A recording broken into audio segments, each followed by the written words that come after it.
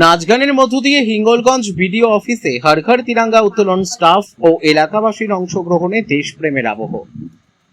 দেশের ৮০তম স্বাধীনতা দিবস উপলক্ষে হর ঘর তিরঙ্গা কর্মসূচি পালিত হল হিঙ্গলগঞ্জ বিডিও অফিসে। বুধবার সকালে বিডিও অফিসে প্রাঙ্গণে জাতীয় পতাকা উত্তোলন করা হয়। অনুষ্ঠানে উপস্থিত ছিলেন বিডিও অফিসের সমস্ত স্টাফ এবং এলাকার সাধারণ মানুষ।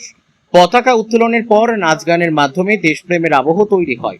উপস্থিত সকলে জাতীয় সঙ্গীত ও বন্দে মাতরমে অংশ নেন। হাতে ছোট ছোট তেরঙ্গা নিয়ে খুদে পড়ুয়ারাও এই কর্মসূচিতে সামিল হয়। বিডিও সাহেব বলেন, প্রতিটি ঘরে তিরঙ্গা পৌঁছে দেওয়াই আমাদের লক্ষ্য। প্রশাসন ও জনগণ একসাথে এই বার্তা ছড়িয়ে দেব।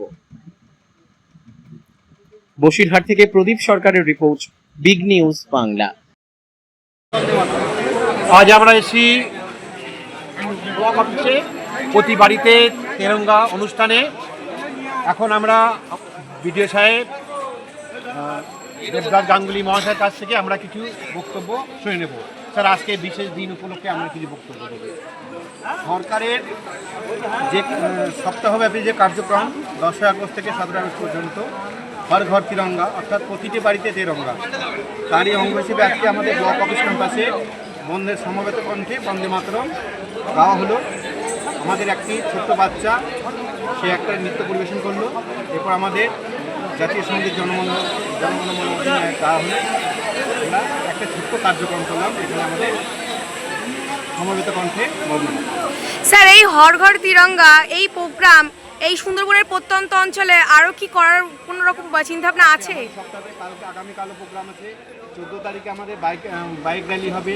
15 তারিখে পতাকা উত্তোলন থেকে আরম্ভ করে সেদিন সারাদিনব্যাপী কার্যক্রম আছে। Thank you sir. এবং